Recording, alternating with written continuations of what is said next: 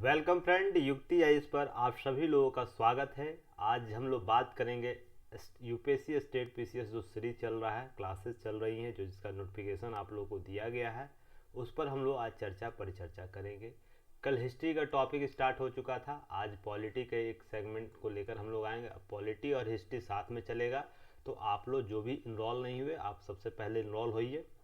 और देखिए, आज के टॉपिक में हम लोग बात करने वाले हैं संविधान में प्रस्तावना क्या है, क्या महत्ता है, इस प्रस्तावना क्या होता है, क्या है प्रस्तावना, विशेषता इसकी क्या है, महत्व क्या है इसका है, प्रस्तावना के मुख्य तत्व क्या है, मुख्य आयाम क्या है, उस पर चर्चा होगी। और सर्वोच्च न्यायालय में प्रस्तावना से संबंधित वाचन कौन कौन सा गया है, वाद कौन कौन से गए हैं, या केस जिसे केस बोला जाता है, वो कौन कौन सा गया है, उससे संबंधित निर्णय क्या है, सभी पर चर्चा होगी।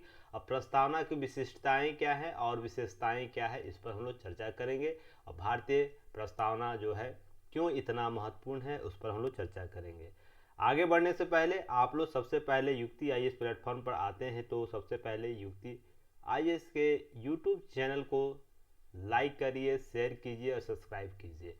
ये बहुत ही ज़रूरी है, क्योंकि जो हम लोग टारगेट लेके चले 10,000 स्टूडेंट का, वो जल्द से जल्द अगर सब्सक्राइबर पूरा होता है तो हम लोग स्मार्ट क्लासेस जो होती है स्मार्ट टीवी पर, वो हम लोग कन्वर्ट होकर आएंगे और लाइव आप लोग के साथ जुड़ेंगे।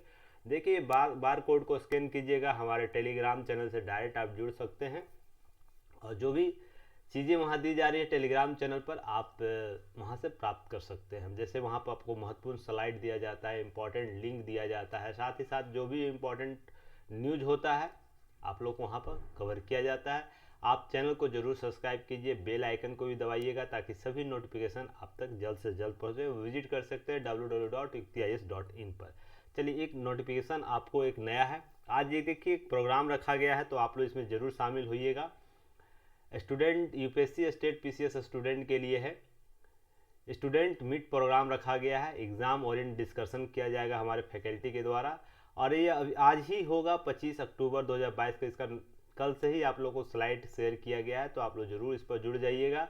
आज 5 PM अर्थात शाम को 5 बजे आप लोग जुड़ सकते हैं। आप ये ऐप ज़रूर डाउनलोड कर लीजिएगा, और साथ ही साथ देखिए, ज्वाइन एवरीवन कर सकते हैं, जो भी स्टेट यूपीएससी के स्टूडेंट हो, स्टेट पीसीएस के स्टूडेंट हो, जो हमारे ग्रुप पर जुड़े हुए हैं वो जुड़ सकते हैं।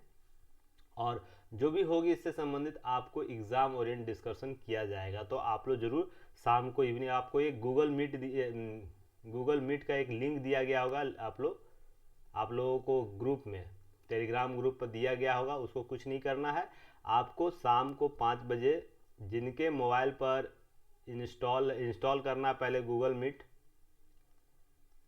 जो मीट प्रोग्राम होता है गूगल मीट, याद रखिएगा, मीट को इंस्टॉल कर लेना है। उसके बाद जो लिंक आप लोग को शेयर किया गया है, उस लिंक पर 5 बजे आप लोग क्लिक हो जाइएगा। जैसे ही क्लिक कीजिएगा, यहाँ परमिशन दे दिया जाएगा, आप लोग इस प्रोग्राम में आप लोग शामिल हो जाइएगा। जो भी क्यूरी होगा उस पर हम लोग परिचर्चा करेंगे, और आगे की रणनीति तैयार करेंगे, कैसे हमको कम समय में, कम टाइम में अपना सिलेक्शन प्राप्त करना है, तो उस पर हम लोग बात करेंगे। चलिए आगे बढ़ते हैं। यूपीएससी सीएससी स्टूडेंट के लिए प्रोग्राम स्टार्ट है। जैसे आप लोगों को जो भी स्टूडेंट है, टारगेटेड बैच यहाँ चलाया जाएगा, जिसमें टॉपिक वाइज क्लासेज होगी, पीडीएफ दिया जाएगा और टेस्ट लिया जाएगा टॉपिक वाइज। इसका फी रखा गया है 4,000 जो था, अभी 50% डिस्काउंट का चल रहा है। ओनली 1,999 आप लोग को अभी पे करना है। इसकी वैलिडिटी रहेगी 31 अक्टूबर तक। तो जो भी स्टूडेंट इच्छुक है वो जल्द से जल्द इनरोल करा लीजिए, नहीं तो फिर फी बढ़ जाएगी, तो आप लोग चीज़ें डबल मेहनत हो जाएगा। और केवल ये 50 स्टूडेंट के लिए ऑफर है, ये भी ध्यान रखिएगा। ये केवल 50 स्टूडेंट के लिए 1,999 का जो ऑफर है, वो केवल 50 स्टूडेंटों के लिए है, और जिसकी वैलिडिटी 31 अक्टूबर तक है। तो आप लोग इसे जरूर इनरोल हो जाइए। चलिए बेस्ट, आगे हम लोग बात करते हैं। इसी तरह 68 बीपीएससी के लिए भी प्रोग्राम क्लासेज स्टार्ट हो गई हैं, तो आप लोग इसमें इनरोल कर सकते हैं। जो भी स्टूडेंट इच्छुक है, लगातार कॉल आ रहा है 68 बैच के लिए भी, यूपीएससी के लिए भी, तो आप लोग जरूर इनरोल होइए, जिस पर टॉपिक वाइज आपको क्लासेज होगी, पीडीएफ होगी, और टॉपिक वाइज टेस्ट होगा, जो आपको टारगेटेड एग्ज़ाम कैसे क्लियर करना है 68 को, उसके लिए बात होगी उसमें। इसका फ़ी रखा गया है 2,000 रुपया अभी, ऑफर चल रहा है 50% डिस्काउंट, ये फिर तुरंत बढ़ सकता है 31 के बाद। तो आप लोग 999 अभी पे करके आपको पहले जो 50 विद्यार्थियों को उनको ये दिया जाएगा। तो जल्द से जल्द इनरोल करा लीजिए। आप लोग ऐप डाउनलोड करके भी आप लोग इसे इनरोल कर सकते हैं। चलिए नेक्स्ट हम लोग बात करेंगे। देखिए डेली करंट अफेयर्स सीरीज चलता है, तो वो आप लोग इसमें भाग ले सकते हैं। और इसका सोर्स होता है PIB, government site, the Hindu, Dainik Jagran, ETC और भी बहुत से सोर्सेज होते हैं जो डेली करंट अफेयर्स DCA के नाम से चलता है। इवनिंग में आता है आपको। तो इससे भी प्रीलिम्स, PT, मेंस और इंटरव्यू ओरिएंट क्रिएट किया गया है। तो आप लोग इसे इनरोल कर सकते हैं। मात्र फी रखा गया 199 और 1 ईयर का प्रोग्राम, 1 साल तक आपको करंट अफेयर्स केवल 199 के प्राइस पर मिलेगा। तो युक्ति IAS पर आइए और ये सब लाभ आप लोग कम प्राइस पर सब क्वालिटी बेस्ड चीज़ें प्राप्त कीजिए। और हमारा क्वालिटी के साथ कोई समझौता नहीं होता। जो भी स्टूडेंट हमें जान रहे हैं वो जानते हैं कि क्वालिटी जो यहाँ पर दिया जाता है, आपको एग्जाम ओरिएंट चीज़ें दी जाती है। लूसेंट बूस्टर सीरीज जिनको भी लगता है कॉम्पिटिटिव एग्जाम में, वनडे कॉम्पिटिटिव एग्जाम में के लिए GS उनको कमज़ोर है, तो इसको परचेज करके 199 के रेट पर परचेज करके हिंदी मीडियम दोनों स्टूडेंट MCQ लगा सकते हैं ऑल कॉम्पिटिटिव एग्जाम के लिए, जिसमें आपको 2500 से अधिक MCQ दिए गए हैं एग्जाम। लूसेंट के टॉपिक वाइज चीज़ों को कवर किया गया, तो आप लोग जुड़ सकते हैं। नेक्स्ट है इसी तरह दैनिक जागरण न्यूज एनालिसिस। आज हालांकि नहीं हो पाएगा क्योंकि वो नेशनल हॉलीडे दिया गया है न्यूज दैनिक जागरण में, तो पेपर अवेलेबल नहीं हो सका है, जिसके कारण। तो दैनिक जागरण देखिए आपको न्यूज़पेपर एनालिसिस कराता है, जिसमें आपको UPSC स्टेट PCS एग्जाम के लिए की पॉइंट और PDF देता है। साथ ही साथ PT, मेंस, इंटरव्यू ओरिएंट बातें करता है और टॉपिक वाइज चीज़ों को कवर करता है। इसका लाभ आप लोगों को एग्जाम में डायरेक्ट देखने को मिलेगा। इससे प्रश्न आपको डायरेक्ट करंट के देखने को मिलेंगे, वो BPSC का प्रश्न हो, UPSC का प्रश्न हो, UP PCS का प्रश्न हो, MP PCS का प्रश्न हो, कहीं भी हो, या वनडे एग्जाम को भी आप दे रहे हैं, कॉम्पिटिटिव एग्जाम दे रहे हैं स्टेट या गवर्नमेंट के, सेंट्रल गवर्नमेंट का, तो आपको यहाँ से PT के डायरेक्ट प्रश्न देखने को मिल जाएगा। तो ये आपको केवल 299 में 1 ईयर का प्लान दिया जाएगा। आप 299 में 1 साल तक दैनिक जागरण न्यूज एनालिसिस के की पॉइंट प्राप्त कर सकते हैं। तो जो भी स्टूडेंट इच्छुक है इससे जुड़ सकते हैं। नेक्स्ट देखिए UPSC का टेस्ट सीरीज चल रहा है, साथ ही साथ 68 का भी टेस्ट सीरीज स्टार्ट है, तो आप लोग इसे इनरोल करा सकते हैं। देखिए इसमें आपको टोटल क्या प्रोग्राम है सभी चर्चा की गई है, तो आप लोग इसे देख लीजिएगा। चलिए अब हम लोग बात करेंगे आज के महत्वपूर्ण टॉपिक जो प्रस्तावना है प्रीलिम, तो उसके संदर्भ में क्या बातें की गई हैं, क्या इस पर चीज़ें उभर कर सामने, तो प्रश्न कैसे क्रिएट होता है, तो उस पर सभी बिंदुओं पर हम लोग चर्चा करेंगे। तो देखिए सबसे पहले तो आप लोग ये समझिए कि प्रस्तावना कैसे हम लोग समझे इसको। तो इसको समझने के लिए ज़रूरत इसकी क्यों है, क्या ये जरूरी है या नहीं जरूरी, इसके मूल तत्व या उसके उद्देश्य किस रूप से हमारे संविधान या हमारे शासन प्रशासन के लिए जरूरी है। फिर इसके महत्व की वर्गीकरण हम कर लेते हैं, तो इसके मूल स्वरूप को हम समझ जाते हैं कि प्रस्तावना इतना इम्पोर्टेंट क्यों है। तो इसी पर बात हम लोग करेंगे। जो एग्ज़ाम ओरिएंट, जो UPSC हो, स्टेट PCS हो, PSC या कोई भी कॉम्पिटिटिव एग्जाम दे रहे हैं, तो इससे आपको 1 से 2 प्रश्न जरूर देखने को मिल जाता है। तो आप इसके सभी पार्ट को हम लोग देखते हैं क्या है नहीं है, आगे हम लोग बात करेंगे। क्या है प्रस्तावना, सबसे पहले ये समझिए। प्रस्तावना लोगों के लोकतांत्रिक व्यवस्थाओं को जोड़ने का एक साधन है। जो भी लोकतांत्रिक व्यवस्थाएं हैं पूरे सोसाइटी में, किसी देश विदेश में, कोई भी देश विदेश में, किसी भी देश का उदाहरण आप ले लीजिए, अमेरिका ले लीजिए, ब्रिटेन ले लीजिए। यहाँ हालांकि यहाँ अलिखित संविधान है, ध्यान रखिएगा, जहाँ भी लिखित संविधान है वहाँ की बात हो रही है।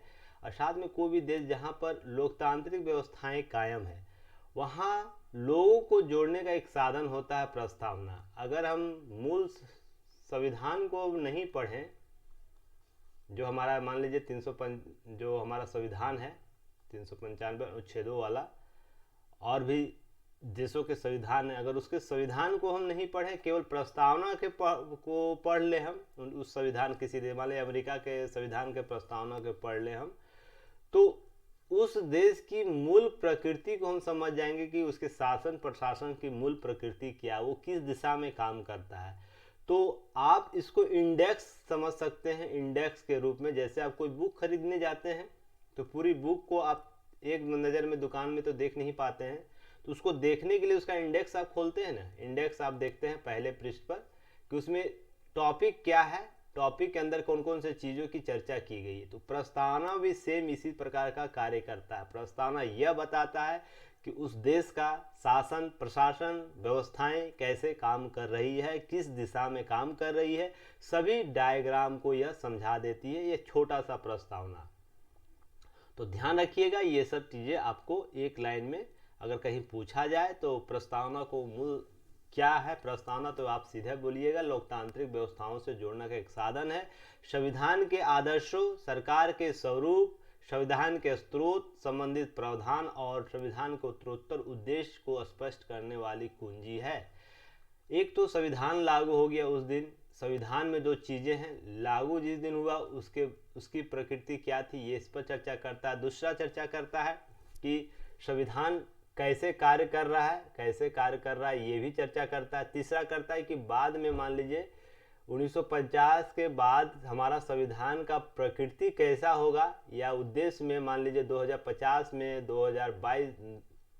200 वर्ष बाद, हम लोग 200 वर्ष आज से ले लीजिए, उसके बाद भी संविधान की प्रकृति कैसी होगी, उसका स्वरूप कैसा होगा, प्रावधान कैसे होंगे, इसको स्पष्ट कर देता है। अर्थात यह भविष्य उन्मुखी डायग्राम को स्पष्ट करता है। ध्यान रखिएगा, ये भविष्य में होने वाले जो भी हमारे उद्देश्य हैं, स्वरूप है, सभी को स्पष्ट कर देता है प्रस्तावना। तो बहुत ही इम्पोर्टेंट दस्तावेज के रूप में यह होता है, कुंजी के रूप में होता है। यह एक चाबी है, मान लीजिए हमारे खजाने की ये चाबी है।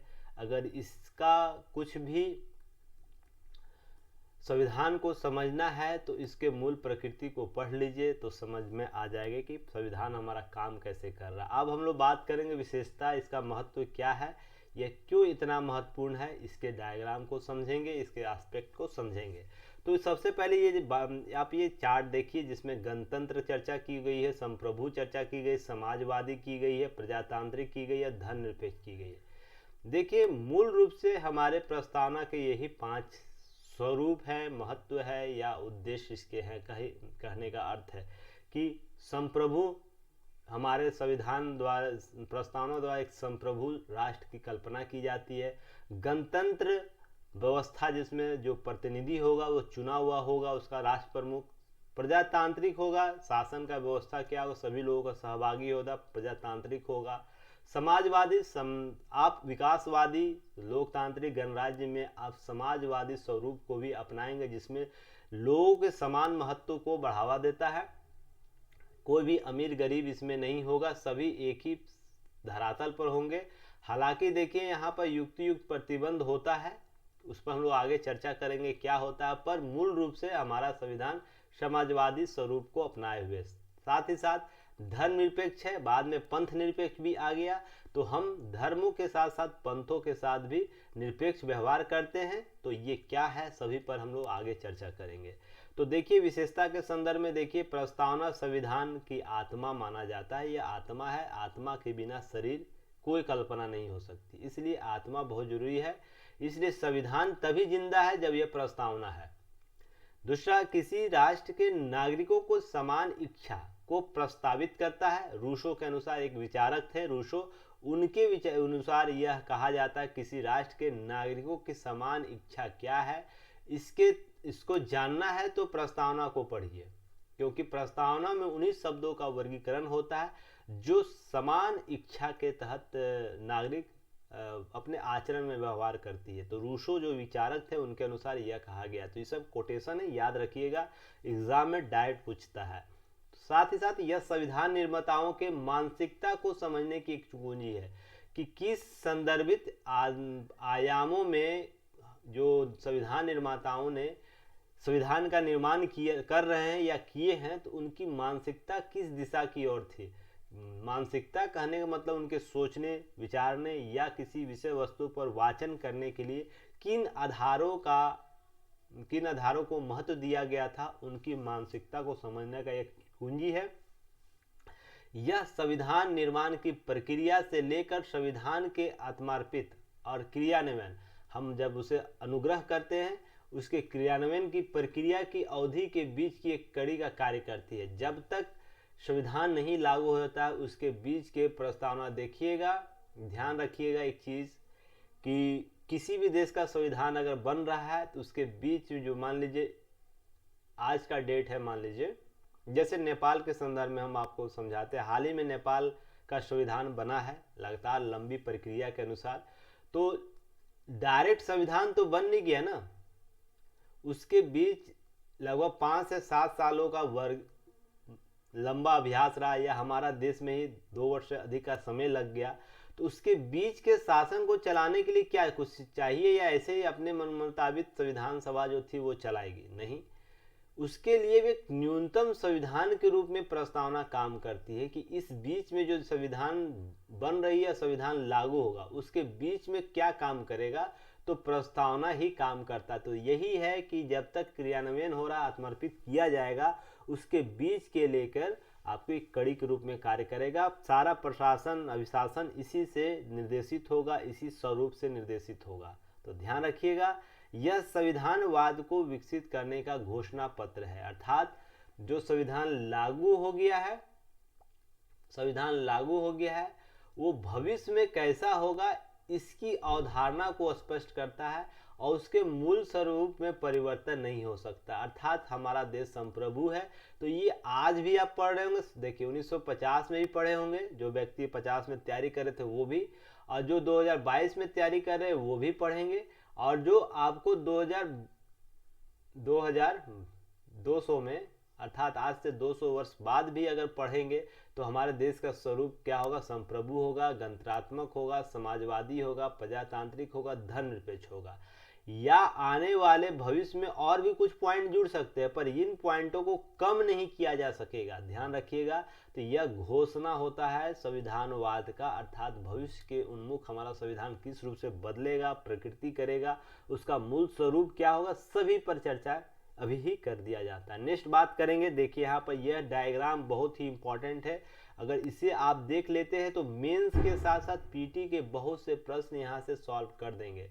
मेंस में आपको स्रोत से प्रश्न पूछ देता है, स्वरूप और प्रकृति से प्रश्न पूछेगा, उद्देश्य से प्रश्न पूछता है कि हमारा संविधान का स्रोत क्या है, उद्देश्य क्या है, उससे संबंधित प्रश्न आपको डायग्राम पूछ सकता है। तो आप लोग यह इस डायग्राम को बेहतर तरीके से समझ लीजिएगा, क्योंकि यहाँ से देखिए पीटी का तो प्रश्न क्लियर होगा ही, मेंस और इंटरव्यू का भी चीजें कवर होगी कि इससे 3 प्रश्न आपको मेंस में क्रिएट होता है। प्रीवियस ईयर क्वेश्चन में जाइएगा यूपीएससी के, और स्टेट पीसीएस में आप लोग जाइएगा, यहाँ से देखिएगा प्रीवियस ईयर क्वेश्चन में 1 से 2 क्वेश्चन आपको रिपीटेड क्वेश्चन जरूर मिलेंगे, क्योंकि यह इतना इंपॉर्टेंट पार्ट है ना कि इसी से आपका एक मेंस का क्वेश्चन क्रिएट हो जाता है। जैसे बात होगी, देखिए यहाँ पर मैं आपको बताता हूँ कि इस रूप से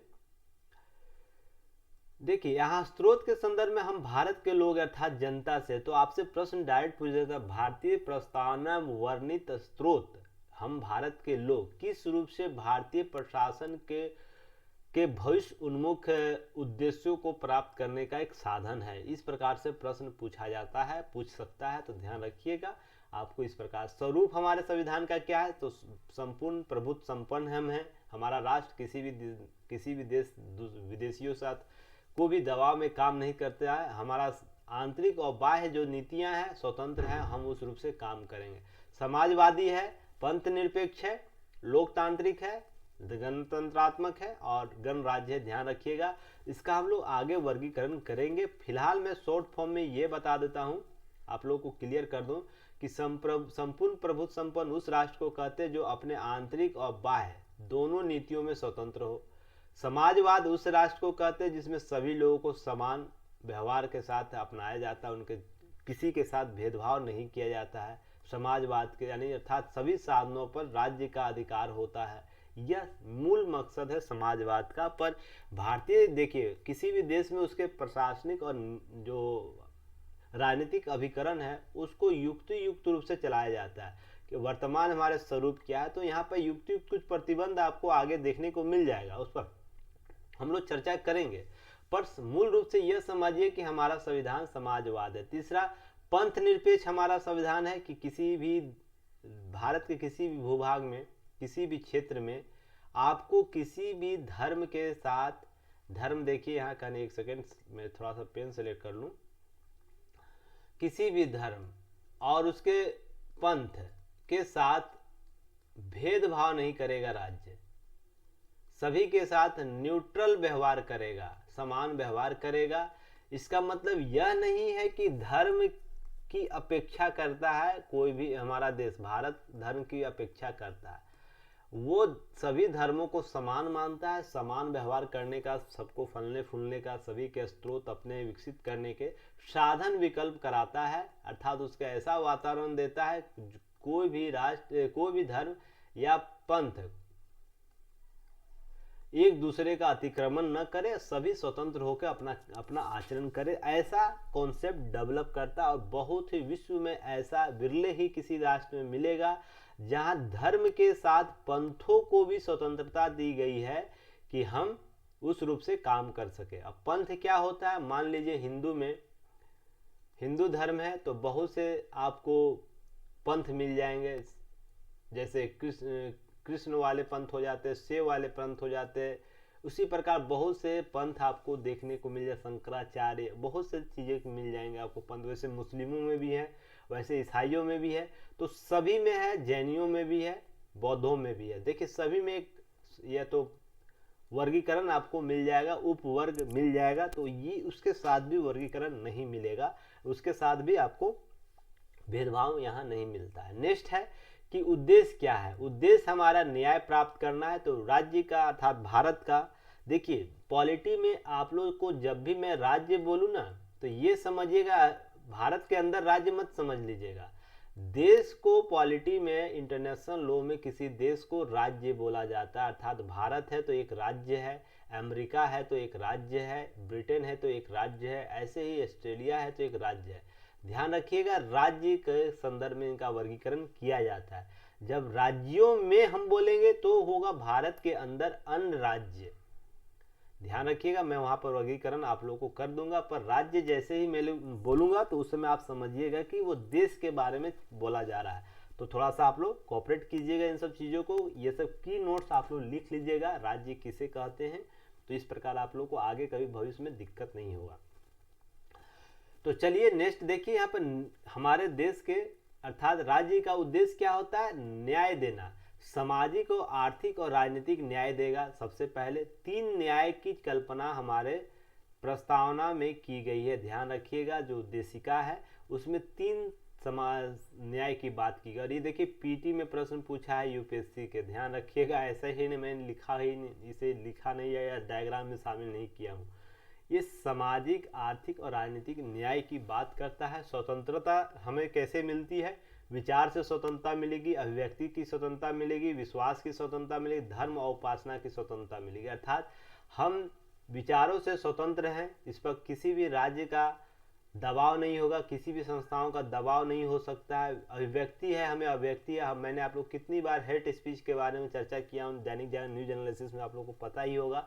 तो अभिव्यक्ति की स्वतंत्रता हमें दी गई है। हालांकि देखिए युक्ति युक्त प्रतिबंध सभी जगह होते हैं, पर समान रूप से बात हो रही है अभी। जब हम इसके अंदर जब डीप जाएंगे, अभिव्यक्ति की स्वतंत्रता के बारे में आर्टिकल 19 जब पढ़ेंगे तो उसमें हम बताएंगे युक्ति प्रतिबंध क्या है। पर आप अभी उद्देश्य की बात हो रही, प्रस्तावना की बात हो रही, जो सतही ज्ञान की बात हो रही कि एक सतही ज्ञान किस रूप से है। अब विश्वास है, विश्वास हम किसी भी संदर्भ में अपने विश्वास के लिए दृढ़ है, इसे किसी भी राज्य की संस्था, राज्य की अभिकरण उसे बदल नहीं सकती है। हम अगर मान लीजिए इस संदर्भ में समझ सकते हैं कि हम आस्तिक हैं, मान लीजिए हम आस्तिक हैं, तो आस्तिक क्यों है, किस लिए है, कितनी हद तक आस्तिक, इसे कोई भी राज्य की संस्था या कोई भी अभिकरण इसे हमें दबाव नहीं दे सकती कि आप ऐसा क्यों है। या हम नास्तिक हैं, या ध्यान रखिए बहुत से लोग नास्तिक भी होते हैं जो धर्म के संदर्भ में अपनी न्यूट्रल स्थिति को रखते हैं, नास्तिक कहलाते हैं, वो धर्म को नकार देते हैं। अगर कोई व्यक्ति ऐसा है, विश्वास वो कायम किए हुए, तो उसे भी कोई राज्य की संस्था, राज्य का अभिकरण या राज्य का कोई संबद्ध व्यक्ति उसके इस व्यवहार के लिए उसे प्रश्नगत नहीं कर सकता है या उस पर दबाव नहीं डाल सकता है कि आप ऐसे नहीं रहिए, आप आस्तिक बन जाइए। तो समझने की बात यह है कि विश्वास में भी स्वतंत्रता दी गई है। नेक्स्ट है, तो स्लाइड क्लियर कर लूं, तब तक आप लोग चैनल को जरूर शेयर सब्सक्राइब करिएगा। ताकि सपोर्ट बना रहे हम लोगों का, और जो हम लोग प्रयास किए कर रहे हैं to the point exam orient बात करने का, तो उस पर हम लोग बेहतर सफल हो सके। और धर्म और उपासना के संदर्भ में तो आप लोग जानते हैं कि धर्म और उपासना में भी किसी प्रकार का दबाव कोई व्यक्ति, कोई विशेष, कोई संस्था, राज्य नहीं लगा सकती है। तो धर्म के संदर्भ में भी हमें स्वतंत्रता दी गई है।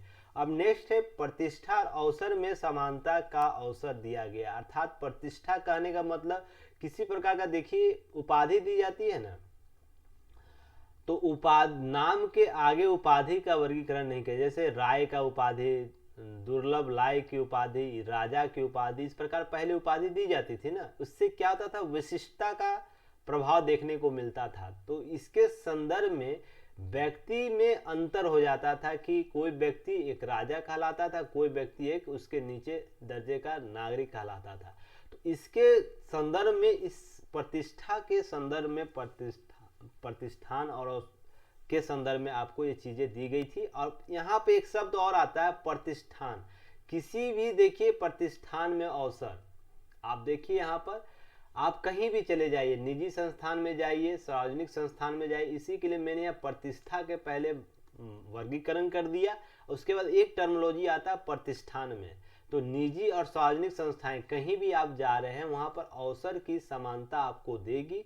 तो अर्थात सभी लोगों के साथ समान व्यवहार किया जाएगा। तो कभी भी आप ये मत समझिएगा कि किसी प्रतिष्ठान में, देखिए प्रतिष्ठा जो आगे है ना, आप इसको अलग संदर्भ में समझिएगा, ऐसा नहीं कि इसी के साथ जोड़ लीजिएगा। हालांकि उद्भव इसी के संदर्भ में देखने को मिलता है कि प्रतिष्ठा में भी समता है, समानता है, पर यहाँ पर प्रतिष्ठान की बात की गई है, इसीलिए कंफ्यूजन नहीं होना है। इसलिए मैंने पहले ही आप लोगों को बता दिया कि प्रतिष्ठा क्या होता है, प्रतिष्ठान क्या होता है। तो आप किसी भी प्रतिष्ठान, किसी भी सार्वजनिक और निजी उपक्रम के कार्यालय में जाते हैं या उसके परिसर में जाते हैं, तो आपके साथ अव्यवहार नहीं किया जाएगा। सब नौकरियों, जो भी नौकरी होता है, जाने का मतलब क्या होता है कि उसमें सेवा देने जा रहे हैं, काम करने जा रहे हैं, तो उसके लिए आधार समता का होगा। सभी के साथ जो क्राइटेरिया बनाया, मान लीजिए ग्रुप डी का फॉर्म होगा, 4th ग्रेड का फॉर्म होगा, उसी के लिए एक नियम कानून होगा। सभी व्यक्ति जो भी इनकी नियुक्ति, इसी तरह ए ग्रेड का नौकरी, जैसे आप लोग यूपीएससी पीसीएस फॉर्म भरते हैं ना, तो ए ग्रेड का यूपीएससी का फॉर्म भरते थे, ए ग्रेड हुआ, बी ग्रेड में आपको उसी के नीचे आता है पीसीएस स्तर का जो आता है। तो सब यूपीएससी के जितने पोस्ट होगा उसके लिए एक मानक होगा, तो मानक सभी के लिए समान होगा। यही प्रतिष्ठा और अवसर में समता की बात करता है। तो सभी जगह आपको एक समान अवसर देखने को मिल जाएगा। नेक्स्ट है, बात करेंगे हम लोग, व्यक्ति की गरिमा बहुत इंपॉर्टेंट है। अर्थात किसी व्यक्ति का व्यक्तिगत तो गरिमा को भी राज्य खंडित नहीं कर सकता। मान लीजिए आप अमर है, मान लीजिए मेरा नाम अमर है, तो अमर की जो प्रतिष्ठा है, गरिमा है, वो राज्य किसी रूप से खंडित नहीं कर सकता। अगर करता है तो हम न्यायालय जा सकते हैं, न्यायालय में जाके इसके संबंध एक प्रतिवादी बना सकते हैं। संघ को, राज्य को, ध्यान रखिएगा ये कितना इंपॉर्टेंट है। ये पार्ट आप समझ लीजिए कि आप सॉवरेंट है अपनी गरिमा के लिए।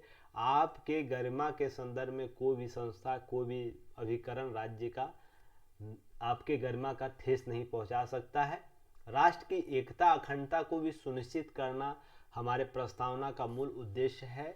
ये आप लोग को ध्यान रखना चाहिए। बंधुता, अर्थात लोगों के बीच सहचर्य का जीवन हो, सहचर्य का जीवन हो, एक साथ मिलकर रहे, साथ मिलजुल कर रहें, भाईचारे की जो कॉन्सेप्ट है उसको कायम करें। यह मुख्य उद्देश्य है बंधुता की। अब देखिएगा, संविधान का जो अधिनियम है 26/9/1949 के संदर्भ में वर्णित किया गया। आगे सभी चीज़ों को हम लोग चर्चा करेंगे किस रूप से यह है। तो एग्जाम में डायग्राम बनाना हो तो ऐसे आप डायग्राम बना सकते हैं। संविधान का स्रोत, स्वरूप, लक्ष्य और आपको संविधान का अधिनियम, तो आपको इसके संदर्भ में डायग्राम आप कवर कर सकते हैं। नेक्स्ट हम लोग बात करेंगे, एक सेकेंड होल्ड कीजिएगा।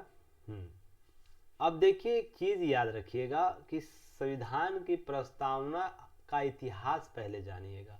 इतिहास क्या रहा है इसके संदर्भ में इसकी चर्चा करेंगे। तो सबसे पहले 1776 में अमेरिका के फिलाडेल्फिया सम्मेलन में प्रस्तावना को संविधान निर्माण न होने तक लोकतांत्रिक व्यवस्थाओं को चलाने वाला इंजन माना गया था। जब संविधान अमेरिका में संविधान निर्माण की प्रक्रिया प्रारंभ हुई थी ना, फिलाडेल्फिया में एक सम्मेलन स्थापित किया और वहाँ एक निर्णय लिया गया कि जब तक अमेरिका का संविधान निर्माण नहीं हो जा रहा है तब तक एक प्रारूप हम लोग तैयार करते हैं और उसके बाद उस प्रारूप के तहत हम लोग काम करेंगे।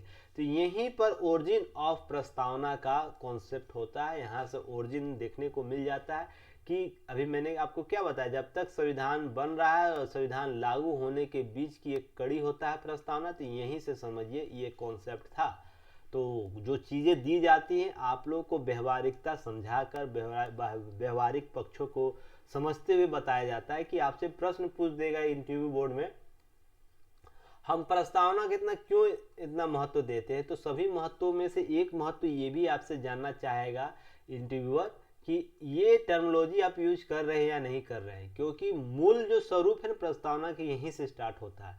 क्योंकि प्रस्तावना क्या देता है, एक शासन प्रशासन चलाने की न्यूनतम उद्देश्य देता है कि आपको कम से कम इस उद्देश्य के साथ इस कालखंड में काम करना है जब तक संविधान निर्माण नहीं होता है। ए से लेकर बी तक की दूरी में जो बीच की जो समावधि होगी उसके लिए शासन प्रशासन कैसे चलेगा, इसके लिए प्रस्तावना बहुत जरूरी है। तो यह फिलाडेल्फिया सम्मेलन के संदर्भ में आया था, तो आप इसे याद रखिएगा। इसमें जॉन वॉशिंगटन और जेम्स मेडिसन जेफरसन का महत्वपूर्ण योगदान था इस प्रस्तावना के निर्माण में, इस फिलाडेल्फिया सम्मेलन में इसको लागू कराने में। तो यह याद रखिएगा, आपको पीटी फैक्ट में आपको प्रश्न यहाँ से पूछ सकता है। अब देखिए संविधान का प्रारूप क्या होता है, एक लिखित होता है और एक मौखिक होता है। लिखित में अमेरिका भारत का महत्वपूर्ण उदाहरण दिया जाता है और लिखित में ब्रिटेन का उदाहरण देता है। और बहुत ही गर्व की बात है, आज ब्रिटेन में कल हमारे भारतीय मूल के एक नागरिक जो हैं ऋषि सुनक वो पीएम बनेंगे, उनका जल्द ही शपथ पत्र होगा और सबसे युवा पीएम होंगे और प्रथम हिंदू पीएम होंगे। वहाँ के जो विंग है लेफ्ट और राइट विंग, उनके द्वारा प्रचार किया जा रहा है। ब्रिटेन में यह बहुत ही नया बदलाव देखने को मिला है। तो यह एक बहुत ही उत्साह वाला, एक गर्व करने वाला क्षण है जो हम पर 200 सालों तक राज्य किया, उस पर हमारा बेटा, भारत का बेटा शासन प्रशासन चलाएगा, उसको निर्देश देगा। तो यह बहुत ही गौरवनीय क्षण है और आने वाले एग्जाम में इससे प्रश्न आपको मेंस में देखने को मिल जाएगा उस टॉपिक से। जो सुनुक बनेंगे प्रधानमंत्री वहाँ के, तो उसके बाद चीज़ों को वहाँ पर प्रश्न वहाँ से, और दैनिक जागरण न्यूज एनालिसिस में आप लोग इस पर टॉपिक पर कवर किया जा चुका है और कल जब पेपर आएगा तो उस पर विशेष हम लोग चर्चा करेंगे और भी। चलिए नेक्स्ट है, आप लोग याद रखिएगा, नेक्स्ट इसमें बात होगी भारत के प्रस्तावना का इतिहास क्या है। एक तो पहले विश्व के प्रस्तावना का इतिहास हम लोग देख लिए, दूसरा भारत के प्रस्तावना का इतिहास हम लोग देखेंगे कि जवाहरलाल नेहरू ने 13 दिसंबर 1946 को संविधान सभा में उद्देशिका प्रस्ताव लाया था। उद्देशिका प्रस्ताव कब आया था? जवाहरलाल नेहरू के द्वारा। पीटी में से कितनी बार दफा प्रश्न पूछा है आप लोग स्वयं आपको प्रीवियस ईयर क्वेश्चन में देख सकते हैं।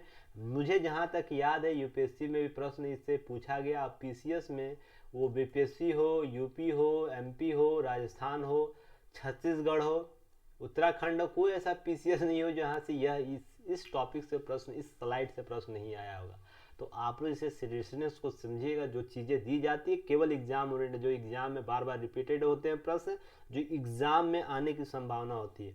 और जो उद्देश्य प्रस्ताव यहाँ पर लाया गया था जवाहरलाल नेहरू के द्वारा, वही 22 जनवरी 1947 को उस उद्देश्य प्रस्ताव को संविधान सभा द्वारा स्वीकृत कर लिया गया। उसके बाद प्रस्तावना अभी के नाम से जो अभी वर्तमान प्रस्तावना है ना, वही आपको इस उद्देश्य प्रस्ताविका में था। कुछ संशोधन हुए थे उसमें उस दौरान, पर वही स्वरूप आपको देखने को मिलेगा। तो इसका इतिहास कैसे जानिएगा, आपको प्रश्न यहाँ से पूछ सकता है। तो आप लोग ध्यान रखिएगा, 13 दिसंबर 1946 को जवाहरलाल नेहरू द्वारा उद्देश्य प्रस्ताव लाया गया, जो 22 जनवरी 1947 को संविधान सभा द्वारा स्वीकृत कर लिया। और इसके बाद नेक्स्ट काम कर देखिए, जवाहरलाल नेहरू जी हैं और सभी सभा मान्य गण्य लोग यहाँ बैठे हुए थे। संविधान सभा 1946 से लेकर 50 तक का ये फिगर है। नेक्स्ट बात होगी देखिए यहाँ पर जब प्रस्तावना आ गया उसके बाद प्रक्रियाएं प्रारंभ हो गई। कुछ चीज़ें मैं राइट डाउन कर दूंगा, उसके बाद संविधान निर्माण की जो प्रक्रिया है उस पर हम लोग अलग से चर्चा करेंगे ताकि आप लोगों को चीज़ें समझ में आ जाए। इसलिए इस स्लाइड को लेकर आया हूँ ताकि देखिए प्रस्तावना के बारे में केवल चर्चा हो रही तो प्रस्तावना के बारे में ही चर्चा होगी। कुछ ऐसे पॉइंट होते हैं जिसको अभी नहीं चर्चा करूँ तो बाद में आप लोगों को दिक्कत हो जाए, तो कुछ यहाँ टर्मिनोलॉजी उसे मैं यूज करूँगा तो आप लोग याद रखिएगा आने वाले समय के लिए। तो 29 अगस्त 1947 को 7 सदस्यों के प्रारूप समिति का गठन हो गया। उसके अध्यक्ष डॉक्टर भीमराव अंबेडकर तथा अंश प्रमुख सदस्यों में के.एम. मुंशी, टी. कृष्णाचारी, गोपाल स्वामी अयंगर, अलादी कृष्ण स्वामी अय्यर आदि थे 7 सदस्यों में से। तो यहाँ पर एक प्रश्न यहाँ से पूछा जाता है, यहाँ पर प्रारूप समिति का अध्यक्ष कौन थे? भीमराव अंबेडकर। अन्य सदस्य में आएगा तो इन सभी का नाम लेना है। आपको भीमराव अंबेडकर को अन्य सदस्यों में शामिल नहीं करना है। आपको मैंने टेस्ट में, यूपीएससी के टेस्ट में ये प्रश्न पूछा भी था एक ऑप्शन देकर। तो आप लोग देखिए इस प्रकार से आइडियोलॉजी को डेवलप कीजिए तो हर शब्दों में आपके उस वर्गीकरण को समझ सकिए कि प्रश्न का मूल प्रकृति क्या, प्रश्न क्या डिमांड कर रहा है आपसे। तो जब तक इसे नहीं समझिएगा आगे नहीं बढ़ पाइएगा।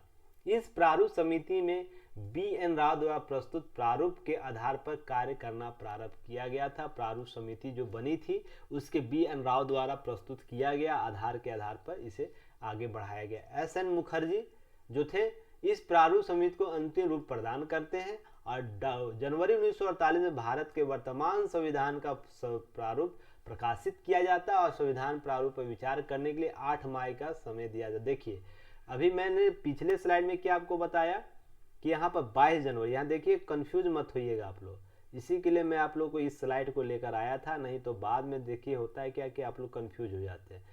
22 जनवरी 1947 को इस प्रारूप उद्देश्य प्रस्ताव जो जवाहरलाल नेहरू द्वारा लाया गया था उसे स्वीकृत किया गया था। हाँ आप आइए संविधान सभा के पटल पर लाइए और इस पर चर्चा परिचर्चा होगी, इस पर जो भी संशोधन होगा उसके बाद इसे लागू किया गया। अर्थात संविधान के पटल पर लाने के लिए इसकी स्वीकृति दी गई थी, न कि जो उद्देशिका थी जवाहरलाल नेहरू द्वारा जो प्रस्तुत की उसको हूबहू लागू की गई थी। ध्यान रखिएगा यहाँ से इसी प्रकार से प्रश्न पूछे गए हैं तो आप कंफ्यूजन मत होइएगा। तो यहाँ पर चीजें समझिएगा, क्या मैं आपको अंतर बताया हूँ। यहाँ पर आपको बोला गया है उसमें क्या जवाहरलाल नेहरू के उद्देशिका प्रस्ताव को संविधान पटल पर स्वीकृति दी गई और यहाँ पर आपको जनवरी 1948 में प्रकाशित किया गया और प्रारूप समिति पर विचार करने के लिए 8 माह का समय दिया गया और इस संविधान सभा ने 4 नवंबर 1948 को समान वाद विवाद के प्रारंभ हुआ और वाद विवाद 9 नवंबर 1948 तक चला। प्रथम वाद जिसे बोला जाता है 19 नवंबर 1948 से लेकर 17 अक्टूबर 1949 तक संविधान सभा के प्रारूप पर संविधान जो सभा थी संविधान निर्मात्री सभा ने भली प्रकार विचार विमर्श किया और संविधान प्रारूप का तृतीय पाठन जो 14 नवंबर से लेकर 26 नवंबर 1949 तक चला। यह तत्पश्चात इसे अंगीकृत करके अस्थायी जो अध्यक्ष थे डॉक्टर राजेंद्र प्रसाद जो संविधान निर्मात्री सभा के अध्यक्ष थे उस समय, उसमें हस्ताक्षर प्रस्तुत किए गए और 26 जनवरी 1950 को संविधान लागू हो गया। तो इस टर्मिनोलॉजी को समझिएगा, संविधान निर्माण की लागू होने का डेट अलग था और प्रस्तावना के लागू होने का डेट अलग था। उसे स्वीकृत करने का अलग डेट था, संविधान को स्वीकृत करने का अलग डेट था। तो इसे कभी भी आप लोग मिसमैच मत कर दीजिएगा।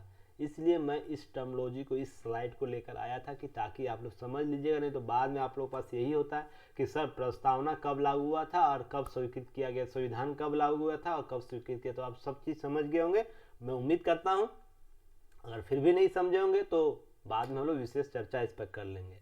देखिए यहाँ पर मूल संविधान का आपको एक स्लाइड दिया गया है कि जो मूल संविधान में जो प्रस्तावना है ना उसके आपको स्लाइड दिया गया है। यहाँ पर कुछ चीज़ें आप लोग समझिएगा, यहाँ पर बहुत से चीज़ें आप लोग को स्पष्ट हो जाएगा। यहाँ पर कुछ चित्र बनाए गए देख रहे होंगे, कुछ आकृतियाँ आपको देखने को मिल रही होगी ना, देख लीजिए, है ना। वर्तमान में जो युद्ध चलता है ना, वाक युद्ध, व्हाट्सएप यूनिवर्सिटी के लोग जो है, फेसबुक यूनिवर्सिटी के जो लोग हैं, ट्विटर यूनिवर्सिटी के जो लोग हैं, उनके द्वारा जो चलता है ना कि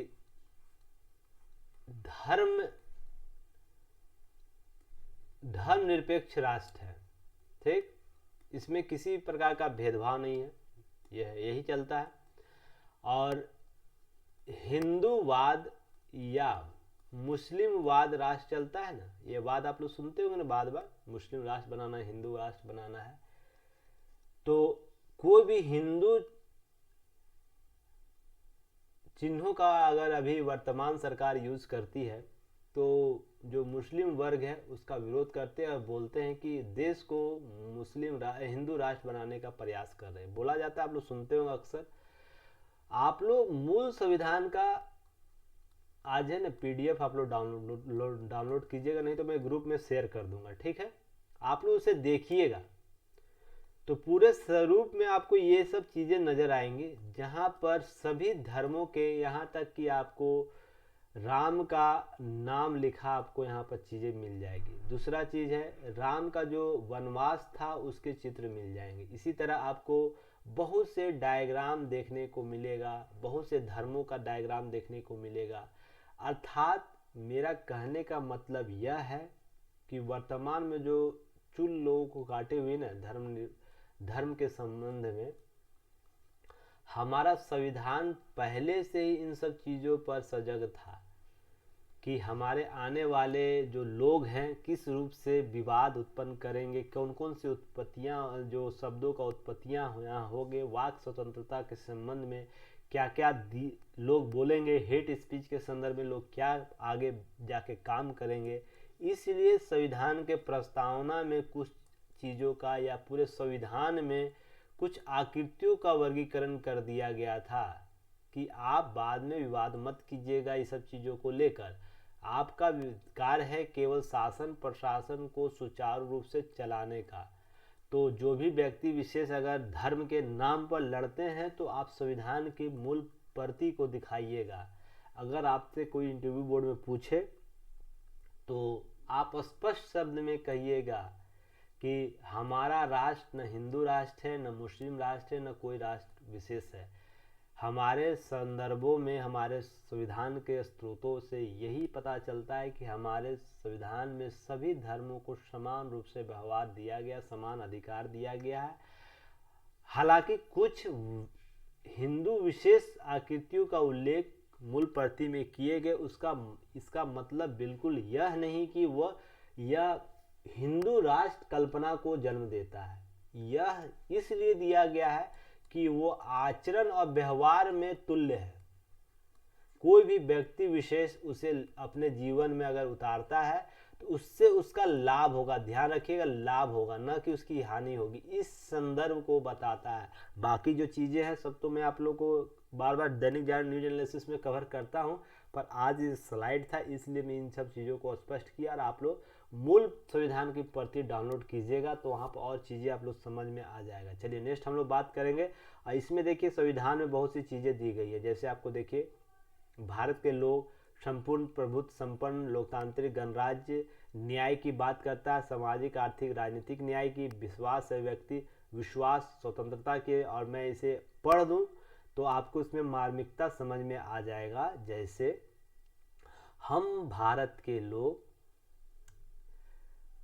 भारत को एक संपूर्ण प्रभुत्व संपन्न लोकतांत्रिक गणराज्य के लिए तथा उसके समस्त नागरिकों को सामाजिक आर्थिक राजनीतिक न्याय, विचार, अभिव्यक्ति, विश्वास, धर्म और उपासना की स्वतंत्रता, प्रतिष्ठा और अवसर की समता प्राप्त करने के लिए तथा उन सब के लिए व्यक्ति की गरिमा और राष्ट्र की एकता सुनिश्चित करने के लिए, बंधुता बढ़ाने के लिए दृढ़ संकल्प होकर अपनी संविधान सभा द्वारा आज तारीख 26/9/1949 को हम एतद द्वारा संविधान को अंगीकृत, अधिनियमित और आत्मर्पित करते हैं। तो याद रखिएगा किसने आत्मर्पित किया, यह प्रश्न पीटी के स्तर पर पूछता है। तो संविधान को जो हमारा भारतीय संविधान है उसको संविधान सभा ने लोगों के बिहाफ में अंगीकृत आत्मर्पित किया था। तो यह संविधान सभा के संदर्भ में आपको प्रश्न पूछता है, तो इसे आप लोग याद रखिएगा। नेक्स्ट है, अब प्रस्तावना की विशेषता क्या है, इस पर हम लोग चर्चा करेंगे, इस पर हम लोग आगे बढ़ेंगे। तो हम लोग इस पर देखते हैं कि संपूर्ण जो प्रभुत्व संपन्न है वो क्या है। देखिए यहाँ पर केवल नोटिफाई किया गया, विशेष चर्चा हम लोग नेक्स्ट क्लास में करेंगे कि इसका मतलब क्या होता है, विस्तृत व्याख्या क्या है, सभी चीज़ों को, क्योंकि अभी हमें बस नज़र सतही ज्ञान के रूप में इसे लेना है कि कम से कम ये पता हो जाए कि प्रस्तावना क्या है, प्रस्तावना की विशेषताएं क्या है, सभी आपको जानकारी हो जाए कि आगे जब भी मैं चर्चा करूं तो ये सब यूज हो, जब भी हो तो आप लोग इसे कंफ्यूज मत होइएगा। तो आंतरिक रूप से सर्वोच्च और बाह्य रूप से स्वतंत्र स्थिति का होना ही संपूर्ण प्रभुत्व संपन्न होता है। गैर विवादित वैधानिक अधिकार क्षेत्र एवं लोगों पर सर्वोच्च स्थिति का होना ही प्रभुत्व संपन्न कहलाता है। तो ध्यान रखिए, प्रभुत्व संपन्न के संदर्भ में यह बातें आती है। समाजवाद क्या है, उत्पादन और वितरण के तमाम घटकों पर राज्य का स्वामित्व होता है। राज्य का कहने का मतलब क्या, देश का। मैं आपको देश के संदर्भ में बताया ना, राज्य का स्वामित्व होता है। भारतीय परिप्रेक्ष्य में यह व्यक्तिवाद और समूहवाद के मध्य की स्थिति है। जैसे कि यह रूस चीन के संदर्भ में पूरा राज्य कंट्रोल करता है, राज्य सारी संपत्तियों का अधिकारिता होता है। पर भारतीय संदर्भ में समझना है तो यहाँ व्यक्तिवाद अर्थात व्यक्ति को भी दिया गया स्थान और समूहवाद को भी महत्ता दी गई है। मध्य स्थित कॉन्सेप्ट है, उसमें समाजवाद को लेकर आता है, जिसमें कंपनी को व्यापार करने का अधिकार दिया गया है, परंतु CSR कोऑपरेट सोशल रिस्पॉन्सिबिलिटी के तहत उसे यह भी कर्तव्य दिया गया है कि इनकी भलाई के लिए काम करे। तो समाजवाद यही है कि व्यक्तिवाद और समूहवाद के बीच एक न्यूनतम साझा रणनीति है यहाँ पर। नेक्स्ट है, लोकतांत्रिक समाजवाद को दर्शाता है भारतीय समाजवाद। ध्यान रखिएगा, यह पूर्णतः सोशलिस्ट जो समाजवाद है, जहां रूस और चीन में भी वर्तमान या उत्तर कोरिया में जो समाजवाद है, उस प्रकार का समाजवाद यहाँ पर लागू नहीं है। यहाँ लोकतांत्रिक स्वरूपन किया गया है, अर्थात लोकतंत्र के संदर्भ में जो चीजें हैं उसका वर्गीकरण यहाँ किया गया। नेक्स्ट है, पंथ निरपेक्षता की बात की गई है। तो सैद्धांतिक स्थिति क्या है, जो संविधान में लागू है। तो भारत राज्य जो है अपना कोई धर्म नहीं होगा, उसका अपना कोई धर्म, वो सभी धर्म के साथ साथ समान व्यवहार करेगा। जैसे कि मैंने आपको चर्चा भी पहले भी बताया हूं। पर व्यवहारिक स्तर पर क्या देखने को मिलता है, राज्य धर्म के मामले में निष्क्रिय और न होकर सक्रिय है, अर्थात सभी को अपने अपने धर्म मानने के लिए प्रचार प्रसार की सुविधा प्रदान करता है। इसी प्रकार का अनुदान सुनते होंगे, जैसे आपको हज यात्रियों के लिए अनुदान दिया जाता था, तीर्थ स्थलों के लिए कार्य होता है, उसके मंदिर परिसर या उसके कॉरिडोर को डेवलप किया जाता है। तो देखिए, सैद्धांतिक स्थिति में राज्य के साथ कोई धर्म काम नहीं करेगा, अर्थात राज्य किसी धर्म के परिप्रेक्ष्य में काम नहीं करेगा, पर व्यवहारिक स्तर पर आपको धर्म के साथ जुड़ा दिखता है, अर्थात वो निष्क्रिय रूप से पूर्णतः नहीं होता। अर्थात कोई भी राज्य या कोई देश, भारत के संदर्भ में ही समझिए, तो भारत पूर्णतः किसी धर्म या पंथ के साथ निष्क्रिय भाव नहीं रहेगा। अर्थात यह भी कह सकते हैं, मान लीजिए हिंदू धर्म है, मुस्लिम जो है, जैन है, सिख है, ईसाई है, कोई भी है, तो ऐसा नहीं है कि कोई विवाद उत्पन्न हो जाए, कोई ऐसी कोई घटनाएं हो जाए या उसके विकास संबंधी कार्यों में राज्य अपना सहयोग नहीं कर। राज्य की विभिन्न एजेंसियां बहुत से तरीके से इसका समर्थन, इसका सहयोग, इसके विकास उत्थान के लिए करती है। ध्यान रखिएगा ये सब चीजें। यह व्यवहारिक अवसर पर मान लीजिए कॉरिडोर है, कॉरिडोर डेवलप किया जा रहा है, तीर्थ कॉरिडोर, आप लोग मैंने चर्चा भी किया है दैनिक जागरण न्यूज एनालिसिस में। तो देखिए वहां पर कॉरिडोर का मतलब, मान लीजिए सीता कॉरिडोर डेवलप हो रहा है, तो सीता कॉरिडोर, जो भी माता सीता उनके धर्म स्थली से जुड़े जो कॉरिडोर है, उसका उत्थान जब होगी तो क्या इस जो तीर्थ स्थल उसका स्थान नहीं होगा, एकदम होगा। उसी तरह मुस्लिम संप्रदाय के लिए संत जो उनके फकीर होते हैं, उनके लिए कॉरिडोर का डेवलप किया गया, तो क्या उन मज़ारों का विकास नहीं होगा? होगा। तो इसका मतलब यह बिल्कुल तो नहीं है ना कि धर्म के साथ यह न्यूट्रल भाव से काम कर रहा है या निष्क्रिय रूप से काम कर रहा है, बिहाफ में बाय प्रोडक्ट के रूप में उसका विकास हो ही जाता है। तो यहाँ एकदम ये मत समझिएगा कि एकदम निष्क्रिय होकर राज्य काम करती है। नेक्स्ट है, बंधुता, एकल नागरिकता और भाईचारे और दलीय भावना को लाता है। बंधुता अर्थात एकल नागरिकता में भाईचारे स्वभाव को लाता है और दलीय भावना साथ में सामूहिक होकर कार्य और कर्म करने के लिए यह एक कॉन्सेप्ट को लाता है। यह बहुत ही जरूरी है। अखंडता की स्थापना आपको बंधुता के आधार पर स्थापित किया गया है और अनुच्छेद 370 जम्मू कश्मीर में बंधुता के साथ अखंड रखता है। पहले जब 370 था ना, उसके संदर्भ में बातें की गई है। 370 जब हट गया तो देखिए पहले हुआ क्या करता था, इससे समझ जाएगी, इसलिए मैं इसे टर्मोलॉजी को यूज किया। 370 में क्या था पहले कि जम्मू कश्मीर का अलग संविधान था, अलग रूल रेगुलेशन। हालांकि भारतीय राज्य को कुछ शक्तियां दी गई थी, जैसे सेना के संदर्भ में, वहाँ के कम्युनिकेशन के संदर्भ में दी गई थी। बाकी चीज़ें तो वहाँ के शासन प्रशासन द्वारा की जाती थी ना।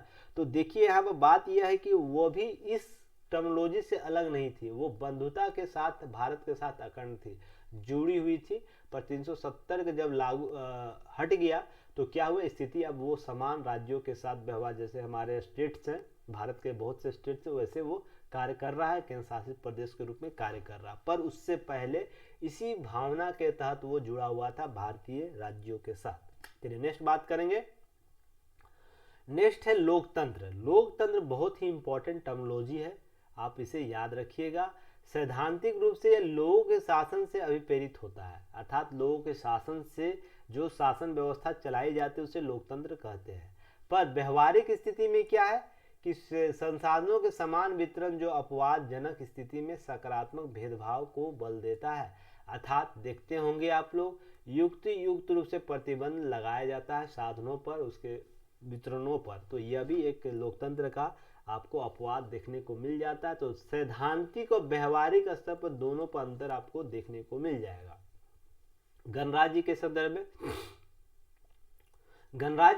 में गणराज्य संवैधानिक प्रमुख किसी वंश परंपरा या विशिष्ट जाति धर्म या प्रजाति से नहीं होगा, बल्कि राष्ट्र के प्रमुख निर्वाचन द्वारा निर्वाचित किए जाएंगे। जैसे कि ब्रिटेन में है, वहाँ राष्ट्र का जो प्रमुख होता है वो राजा या रानी होती है। हाल ही में निधन हुआ रानी का, तो एक नए राजा बने, तो वो किसी खास जाति खास धर्म के ही हैं। तो आप लोग ध्यान रखिएगा। तो गणराज्य कहने का मतलब जिसका राष्ट्र प्रमुख निर्वाचन के तहत आता हो, जनता द्वारा प्रत्यक्ष या अप्रत्यक्ष रूप से चुनी जाती हो, उसे गणराज्य कहते हैं। जैसे भारत, अमेरिका और विदेश है बहुत से। अब स्वतंत्रता क्या है? विचार, अभिव्यक्ति, धर्म और विश्वास में उपासना को स्वतंत्रता के संदर्भ में देखा जाता है।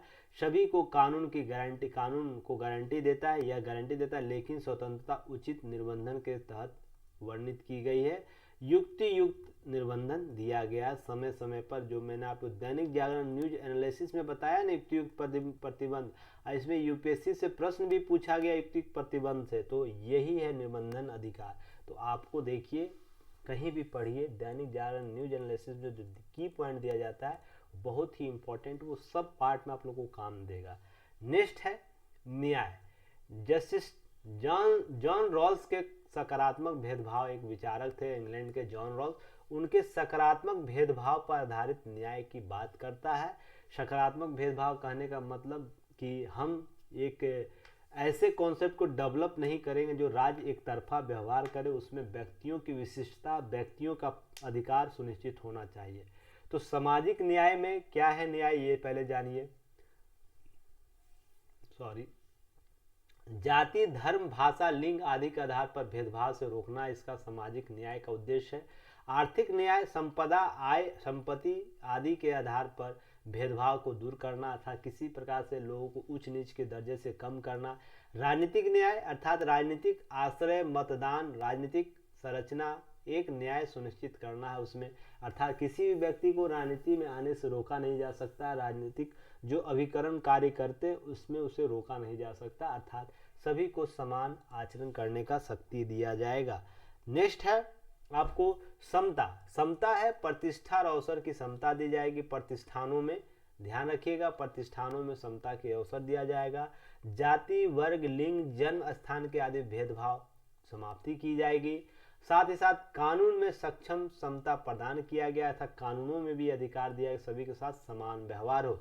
रोजगार में समता होगा, रोजगार में किसी प्रकार का भेदभाव नहीं होगा। हालांकि युक्त रूप से यहाँ भी प्रतिबंध लगता है, जैसे महिला सीट रिजर्व होता है, आरक्षण का व्यवस्था होता है, या भी बहुत से कोटे निर्धारित किए जाते हैं, जॉब कोटा होता है, या डिफेंस में जो लोग होते हैं उनको कोटा दिया जाता है। तो रोजगार में समता का अधिकार कहने का मतलब मैं क्या बोल रहा हूँ यहाँ पे, यहाँ चीज समझिएगा कि मान लीजिए अभी यूपीएससी की वैकेंसी आई, तो यूपीएससी के एक पोस्ट, मान लीजिए पोस्ट वर्गीकरण नहीं, यूपीएससी से आप लोग नहीं समझिए, यहाँ पर तो सभी के लिए समान हो जाता है ना। मैं आपको यूपीपीसीएस के संदर्भ में समझाता हूँ। आप लोग यूपीपीसीएस का फॉर्म भरते होंगे, ठीक। यहाँ पर 50 सीट आया, 50 सीटों का वर्गीकरण अलग अलग पोस्ट है, ठीक। किसी में एसडीएम का पोस्ट है, कोई शिक्षा अधिकारी के रूप में है, कोई नायब तहसीलदार के लिए है। तो इस पोस्ट में 50 पोस्ट में सभी के लिए एक समान अधिक समता किया गया है, पर इसमें एक वर्गीकरण कर दिया गया कि एसडीएम का जो पोस्ट हो सभी लोग समान, उनके अधिकारी जो भी ग्रेजुएशन करेंगे वो फॉर्म भर सकते हैं, ग्रेजुएशन लेवल पर जिनकी आयु 21 वर्ष हो गई, ठीक है। यह सभी के लिए लागू है। पर मान लीजिए तहसीलदार है, उसके लिए कुछ अलग एक पोस्ट, मान लीजिए कोई एक अलग डॉक्यूमेंट का डिग्री चाहिए। इसी तरह कृषि में कुछ पद है, तो कृषि के लिए कोई कृषि एग्रीकल्चर का एक डिग्री चाहिए। तो ये पदों में युक्त जो निबंधन लगाया गया है, इसी का अर्थ है कि मान लीजिए रोजगार में समता प्रदान करता है तो युक्त प्रतिबंध भी लगा सकता है राज्य, क्योंकि कृषि क्षेत्र में उत्थान अगर यूपी स्टेट वाले जो पीसीएस उनको लगता है इस क्षेत्र के जो स्टूडेंट डिग्रीधारी जो आएंगे वो बेहतर कर सकेंगे, ना कि इस क्षेत्र के जो एसडीएम जो वर्गीकरण में जो छात्र आएंगे जो समान ग्रेजुएशन किसी भी सब्जेक्ट से किए हैं। मेन मकसद यही होता है किसी भी युक्त प्रतिबंध का कि खास टारगेटेड चीज़ों को कवर किया जाए। उसका उद्देश्य क्या है, मान लीजिए कृषि का पद है तो कृषि से एग्रीकल्चर से डिप्लोमा किया हो, एग्रीकल्चर से पीएचडी किया हो, बहुत सा होगा, मुझे नहीं पता है क्या क्या पोस्ट होता है, फिर भी मैं यह बता रहा हूँ आप लोग को। टारगेटेड लक्ष्य को प्राप्त करना होता है, अगर इन लोगों को हम लेते हैं तो बेहतर काम करेगा, तो इसीलिए युक्त प्रतिबंध लगाया जाता है। इसका राज्य का यह कतई मतलब नहीं होता है, या यूपीपीसीएस वाले बोर्ड का यह कतई मतलब नहीं कि लोगों को दूर करना है इसके रोजगार के अवसर से, यह कतई इसका मकसद नहीं होता। उसका यही खास उद्देश्य रहता है कि इस फील्ड में हम टारगेटेड जो लोग हैं उसको कवर करें और उसका लाभ उस क्षेत्र को दे। तो चलिए नेक्स्ट चीज़ें आप लोग समझ गए होंगे, युक्ति प्रतिबंध क्या होता है क्षमता के अवसर में। चलिए नेक्स्ट हम लोग बात करेंगे। अब देखिए सर्वोच्च न्यायालय के प्रस्तावना से संबंधित कुछ महत्वपूर्ण बिंदु जिस पर वाद हुआ था, यह याद रखिएगा। कम से कम जितना लिखा हुआ है, शंकरी प्रसाद बनाम भारत संघ। अब बनाम कहते हैं ना, एक स्टूडेंट ने मुझे फ़ोन किया था कभी कि बनाम क्या होता है सर, वाद क्या होता है, तो आप लोग को मैं क्लियर कर देता हूँ। बनाम विरुद्ध होता है, विरुद्ध अर्थात ए वर्सेज बनाम बी होता है। जैसे आप लोग मैच देखते हैं ना, इंडिया वर्सेज पाकिस्तान है ना, पाकिस्तान आप लोग देखते होंगे, इंडिया वर्सेज ऑस्ट्रेलिया, तो बनाम इसी को कहा जाता है, विरुद्ध बोला जाता है, ठीक है। वाद कहने का मतलब है कि जो आपको न्यायिक प्रक्रिया में वाद का अर्थ होता है केस से। केस मतलब आप जाते हैं किसी भी, आप प्रतिवादी बनाते हैं, दो पार्टियां होती है, दो से अधिक पार्टियां हो सकती है।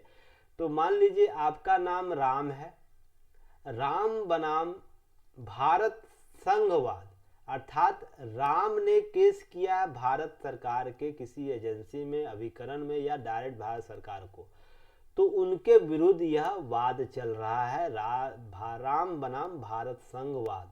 तो बनाम के विरुद्ध, भारत संघ के विरुद्ध क्या है, केस चल रहा है, तो ये भारत बनाम संघ कहा जाता है। तो ये सब चीजें आप लोग टर्मिनोलॉजी समझिएगा, कंफ्यूज मत होइएगा। बनाम का मतलब, क्योंकि आपको देखिए, क्योंकि आपको जब यूज किया जाएगा यही शब्द यूज किया, बनाम और एक वाद को यूज किया जाएगा, तो आप लोग इसे कंफ्यूज मत होइएगा। चलिए नेक्स्ट हम लोग बात करेंगे, इसमें कौन कौन से आपको चीज़ों को याद रखना है जो आने वाले समय में इनका बार बार नाम आएगा, तो इस पर आगे हम लोग चर्चा करेंगे क्या है। 1951 में शंकरी प्रसाद भारत संघ वाद हुआ था, 1960 में बेरूबाड़ी वाद, 1967 में गोलकनाथ वाद, 1967 में, सॉरी 2 बार रिपीट हो गया है, इसे एक बार मानिएगा, सॉरी ये 3 बार रिपीटेड हो गया है, कुछ सिस्टम एडिट होगा, इसे मैं सुधार दूंगा, आप लोग को टेंशन नहीं लीजिएगा। 1995 में आपको LIC बनाम वाद है एक, आपको 1967 हो गया। उसके बाद आपको केशवानंद भारती वाद आएगा। इस स्लाइड को मैं सही कर दूंगा, कभी देखिए ह्यूमन एरर होता है, जो काम करते हैं वो भी इंसान है, उनके भी चीज़ों को समझिएगा कि वो इस प्रकार प्रथम दृष्टया देख लेना चाहिए था मुझे भी, पर मैं नहीं देख सका, इसके लिए सॉरी, आगे मैं ठीक कर लूँगा इसे। चलिए अब यहाँ देखिए शंकर बनाम जो था वाद था, उस पर चर्चा हम लोग कर लेंगे। क्या था शंकर प्रसाद बनाम भारत संघवाद 1951। 1950 में संविधान लागू होता है, एक साल के अंदर ही आपको 1951 में एक केस चला जाता है। यह बिहार के थे शंकरी प्रसाद, उन्होंने केस किया था भारत संघ को कि अनुच्छेद 13(2) के तहत वर्णित शब्द राज्य से संबंधित अधिकार को स्पष्ट करता है, इस लेख में आया। देखिए इसके महत्वपूर्ण पक्षों को समझिएगा, केस क्या था वो उतना इम्पोर्टेंट नहीं है, पर केस के निर्णय क्या थे, उससे क्या आगे भविष्य तय होता है, यह बहुत इम्पोर्टेंट था। इस केस में आपको अनुच्छेद 13(2) को वर्णित करता, अर्थात राज्यों के अधिकार को सीमित करने की बात की गई थी। राज्यों के अधिकार क्या क्या है, किन क्षेत्रों में है, उसका वर्गीकरण यहाँ पर किया गया था। अब बेरूबारी वाद 1960 याद रखिएगा। सर्वोच्च न्यायालय ने यह अभी निर्धारित किया कि इस प्रस्तावना के संविधान का अंग नहीं है। पहले 1960 तक यही माना जाता था कि संविधान में जो प्रस्तावना का वर्णन है वो प्रस्तावना संविधान का अंग नहीं, चूंकि प्रस्तावना संविधान का अंग नहीं है इसलिए संसद को इसमें संशोधन करने का अधिकार नहीं है। तो 1960 तक यही कायम स्थिति रही थी कि प्रस्तावना संविधान का अंग नहीं है, तो किसी प्रकार का बदलाव संसद नहीं कर सकती है प्रस्तावना में, क्योंकि कुछ बदलाव संसद करना चाहती थी प्रस्तावना के संदर्भ में, इसलिए यह वाद गया था बेरूबारी वाद में। नेक्स्ट है अब यहाँ गोलकनाथ वाद जो 1967 है, बहुत ही महत्वपूर्ण वाद है। इसने कुछ चीजों को तय कर दिया। क्या तय किया, इस पर हम लोग चर्चा करेंगे। प्रस्तावना संविधान का सार तत्व है, याद रखिएगा यहाँ पर सार तत्व या मूल तत्व की कॉन्सेप्ट को डेवलप कर दिया गया था गोलकनाथ वाद में। हालांकि मूल ढांचा का सिद्धांत अलग है और मूल तत्व का सिद्धांत अलग है, ध्यान रखिएगा। यहाँ सार तत्व की बात की गई थी और सुप्रीम कोर्ट ने यह भी निर्धारित किया कि जब भी सरकार को कोई अंग संविधान के किसी पक्ष या अनुच्छेद को लेकर असमंजस या भ्रम की स्थिति में होंगे तो उसे प्रस्तावना के भाव के परिप्रेक्ष्य में कार्य करना होगा। कहने का अर्थ यह है कि राज्य के किसी एजेंसी, किसी संस्था या किसी स्वरूपन को, किसी भी विभाग को या स्वयं राज्य को यह कभी लगता है कि नहीं संविधान हम नहीं समझ पा रहे हैं, उनके क्लिष्ट शब्दों को, क्योंकि संविधान जो है क्लिष्ट शब्दों से भरा पड़ा है तो नहीं समझते हैं, तो सिंपल सा वे में आप प्रस्तावना देख के अपना कार्य कर लीजिए। अब प्रस्तावना का उद्देश्य क्या है, उसके उद्देश्य क्या है, संविधानवादी उद्देश्य क्या है, आपको मैंने पहले भी बताया। सिंपल से उसके उद्देश्य को देखिए और किसी संबंध जो विषय है उस पर काम कीजिए। सिंपल सा यही चीजें बताया गया। तो यहाँ पर एक बात स्पष्ट कर दिया कि अगर कोई भी असमंजस की स्थिति उत्पन्न होती है, भ्रम की स्थिति उत्पन्न होती है, तो सरकार सार तत्व का सिद्धांत अपनाते हुए प्रस्तावना का अनुसरण करेगी और असंवैधानिक नहीं होगी। सबसे इंपॉर्टेंट याद रखिएगा, उसके निर्णय असंवैधानिक नहीं होंगे इस कॉन्सेप्ट के तहत। तो याद रखिएगा ये बातें की गई। नेक्स्ट है संसद।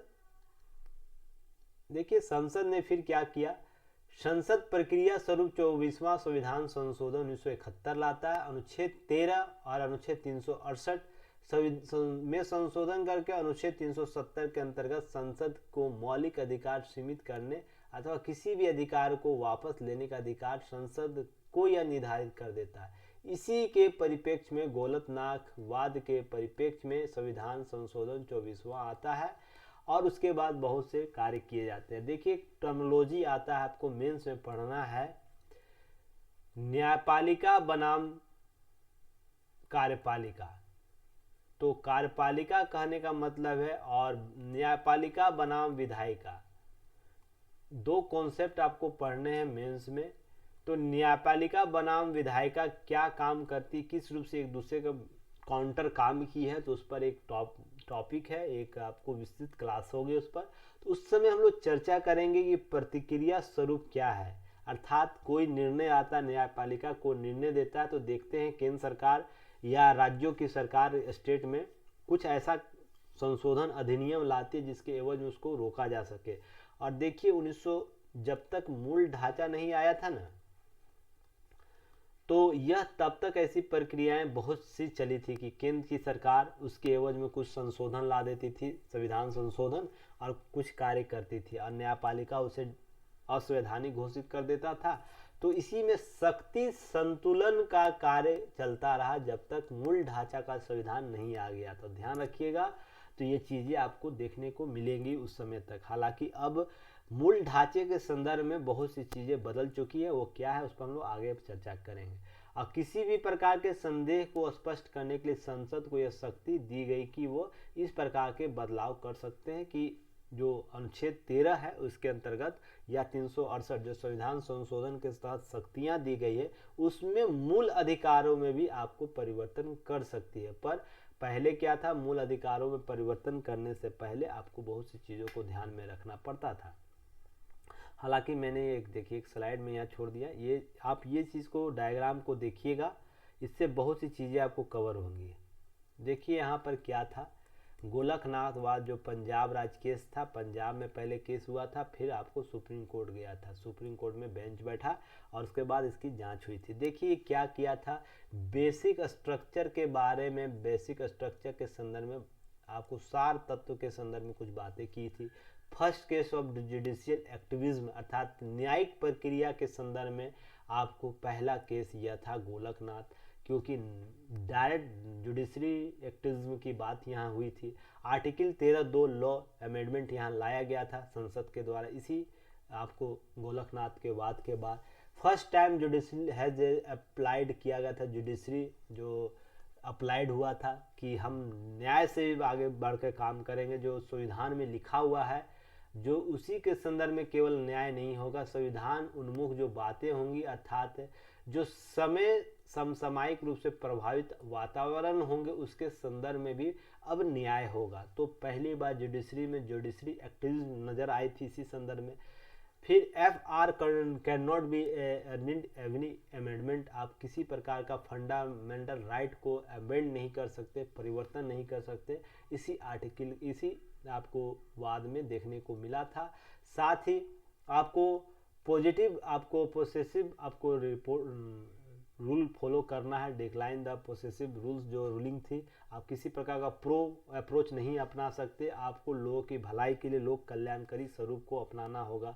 तो ये गोलकनाथवाद पंजाब संघ राज्य जो था 1967 में महत्वपूर्ण टर्मिनोलॉजी को लेकर आता है, तो ये बहुत ही महत्वपूर्ण होता है। और यहाँ से मेंस में कितनी बार ही प्रश्न पूछा गया इसके आदर्श संदर्भ को बताते हुए। नेक्स्ट है आप लोगों को गोलकनाथ, जिनका हाल ही में निधन हो गया है, तो ये चर्चा में थे, गत वर्ष इनका निधन हो गया है।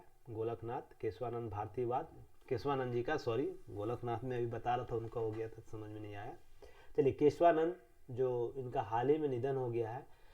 देखिए संविधान का सबसे बड़ा प्रथम न्यायिक बेंच बैठा था इसमें, ठीक ना, सबसे पहले तो ये आप लोग को जानना है। और यह अपने पूर्व के निर्णय जो गोलकनाथ था उसको पलटते हुए सर्वोच्च न्यायालय ने बोला कि प्रस्तावना संविधान का अंग है और इसमें संसद के संशोधन करने का भी अधिकार दे देता है, जो सकारात्मक प्रवृत्ति का। पहले क्या था, संविधान जो है प्रस्तावना में बदलाव नहीं कर सकता है, पर इसमें सकारात्मक बदलाव की बात करता है, हो सकता है, यह आपको इस आपको एक्ट में बता दिया गया। नेक्स्ट है, एक सेकेंड होल्ड कीजिएगा। आपको फिर उसके बाद साथ ही प्रस्तावना मूल ढांचा माना और संविधान का आत्मा की संज्ञा दे दिया। यह मूल ढांचा बेसिक स्ट्रक्चर के रूप में भी डेवलप हो गया बाद में। और यह मूल ढांचा क्या होगा, कितना होगा, किन किन विषयों को शामिल किया जाएगा, ये भविष्य उन्मुखी कर दिया। ये सबसे बड़ा ट्रम्प कार्ड के रूप में सर्वोच्च न्यायालय ने अपने झोले में डाला और आज तक इसके मूल ढांचे के स्वरूप का संख्या बढ़ रहा है।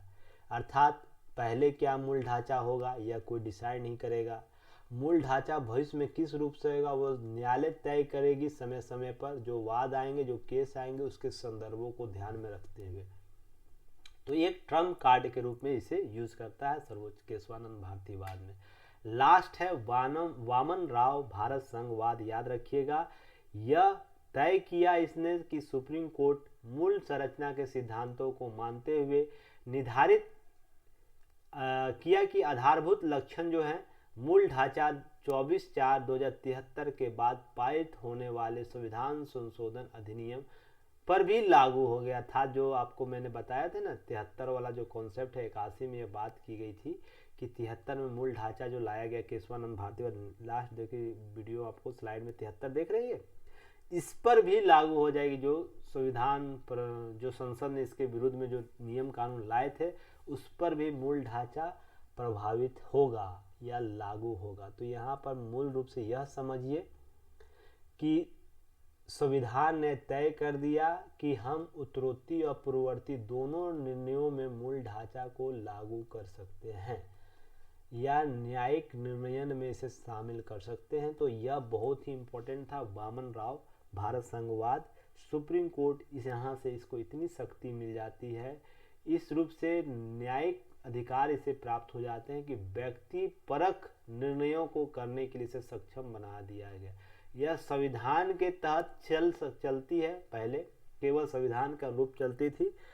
तो विधि द्वारा स्थापित प्रक्रिया, आपको एक कॉन्सेप्ट आएगा, विधि द्वारा स्थापित प्रक्रिया, उसके तहत भारतीय शासन व्यवस्था चलती थी। पर विधि द्वारा स्थापित प्रक्रिया को छोड़ते हुए, त्यागते हुए आपको समसामयिक विधि प्रक्रिया द्वारा संचालित व्यवस्थाओं को कायम किया। सुप्रीम कोर्ट जो अमेरिकी न्यायालय का जो विशेषता है उसे, वो विधि द्वारा स्थापित प्रक्रिया को न अपनाते हुए, जो इंग्लैंड की यह प्रक्रिया थी, यह कॉन्सेप्ट था इंग्लैंड का, जो जहाँ पर जो विधि लिखा रहा था उसी के अनुसार उसे नियम फॉलो करना होता। पर अमेरिका में होता है कि आप देखते होंगे यहाँ पर अगर किसी केस में आपको 25 साल का सज़ा है तो केवल 25 साल मिलेगा, किसी में मौत की सज़ा है तो मौत की सज़ा आपको मिलेगी किसी भी केस में, या किसी प्रकार का जुर्म करते हैं। पर अमेरिका में आप देखते होंगे किसी को 250 साल का सज़ा मिलता है, किसी को 2500 का साल, किसी को 1000 साल का सज़ा मिला है। तो उसके पीछे यही था कि उस जुर्म का इस प्रकार कृत है, इस प्रकार का आपको विभिषिका देखने को मिला न्यायालय को। आप इस प्रकार के नियम ला सकती, इस प्रकार की कल्पना कर सकती। आप 250 साल भी अगर इसके लिए सजा काटेंगे तो उसके बराबर नहीं होगी। तो विधि द्वारा स्थापित प्रक्रिया से अलग यहाँ पर व्यवहारिक स्तरों पर, समसामयिक स्तरों पर निर्णय लिए जाते, प्रकृति के अनुसार वाद वहाँ चलाए जाते, प्रकृति किस रूप से है। अब नेक्स्ट लास्ट स्लाइड में आप लोग इसे देखिएगा कि यह बहुत ही महत्वपूर्ण है, इसे आप लोग समझिएगा। सारी चर्चाएं हो चुकी हैं। अब भारतीय संविधान की विशेषता अथवा उपलब्धि के बारे में बात करें तो एक डायग्राम आप लोग याद रखिएगा, इसी डायग्राम के तहत सभी चीज़ें हो जाएंगी। लिखित और विस्तृत है हमारा जो संविधान, उसी में कठोर और लचीलापन है, सम्मिश्रण प्रस्तावना के संदर्भ में है, संघात्मक सरकार है, मौलिक अधिकार है, मौलिक कर्तव्य है, राज्य के नीति निर्देशक तत्व है, स्वतंत्र और निष्पक्ष न्यायपालिका की बात करता है, एकहरी नागरिकता की बात करता है, संसदीय शासन व्यवस्था, सामाजिक न्याय, राष्ट्रीय एकता, धर्मनिरपेक्षता, अल्पसंख्यक के अधिकारों का समान, मूल ढांचा संशोधन के बाद बरकरार रहेगा संविधान के जो, फिर सार्वभौमिक जो मताधिकार है वो, और राष्ट्रीय पहचान का कॉन्सेप्ट। तो देखते होंगे प्रस्तावना में ये सब सभी चीज़ों का वर्णन आपको कहीं ना कहीं देखने को मिल गया।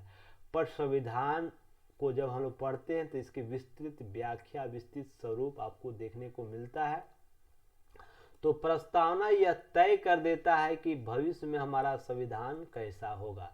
तो आप इसे समझ लीजिएगा, अगर आप इसे समझ लेते हैं तो पूरे संविधान को समझ लेते हैं। मैं उम्मीद करता हूँ जो चीज़ें आप लोग को बताई गई होंगी वो कहीं नहीं मिला होगा, और जो चीज़ें कॉन्सेप्ट मैंने आप लोग को दिया है वो एग्ज़ाम ओरिएंट है। प्रश्न आपको यहीं से यूपीएससी के, स्टेट पीसीएस के प्रश्न, मेंस और पीटी के आप लोग चेक कीजिएगा प्रीवियस ईयर क्वेश्चन का जो बुकलेट है उसमें से क्या इस प्रकार के प्रश्न आपसे पूछे गए हैं या नहीं। तो अगर पूछे गए हैं तो सही दिशा में आप लोग काम कर रहे हैं, नहीं पूछे गए हैं तो बहुत से आप लोग को यूट्यूब चैनल मिलेंगे जहाँ पर आप जा सकते हैं मुझे छोड़कर। पर मुझे विश्वास है जो मैंने आप लोग को दे रहा हूँ वो बहुत ही exam orient to the point है। मेरे पूरे स्लाइड में आपको अतिरिक्त बातें नहीं बताई जाती है, क्योंकि मैं इसकी समयबद्धता को समझता हूँ। आपके पास समय बहुत कम है, उसके अनुसार काम करना है। तो आप लोग युक्ति आईएएस को सपोर्ट कीजिए, लाइक कीजिए, शेयर कीजिए, सब्सक्राइब कीजिए यूट्यूब चैनल को। युक्ति आईएएस का टेलीग्राम चैनल ज्वाइन कीजिए इस बार कोड को स्कैन करके। साथ ही साथ डाउनलोड कीजिए युक्ति आईएएस के ऐप को डाउनलोड कीजिए। ऐप अब दोनों जगह प्ले स्टोर, आपको एप्पल का प्ले स्टोर होता है वहाँ भी अवेलेबल हो गया है, और गूगल प्ले स्टोर है वहाँ भी अवेलेबल है। तो आप लोग जरूर ऐप को डाउनलोड कीजिए, जो भी कोर्सेज दी जा रही है उसका लाभ लीजिए, ताकि आप लोग कम समय में कॉन्सेप्ट को क्लियर करते हुए एग्ज़ाम को क्लियर कीजिए और फाइनल लिस्ट में अपना नाम लीजिए। और इसके अतिरिक्त कुछ नहीं करना, साथ ही साथ बेल आइकन को दबाएं ताकि सारे नोटिफिकेशन आप तक पहुँचे। Thanks for watching. हम फिर मिलेंगे, जल्द मिलेंगे नए एक वीडियो स्लाइड के साथ। कल से दैनिक जागरण फिर से स्टार्ट हो जाएगा, क्योंकि कल से पेपर अवेलेबल हो जाएगा। तो तब तक के लिए सपोर्ट बनाए रखिए। धन्यवाद। जय हिंद।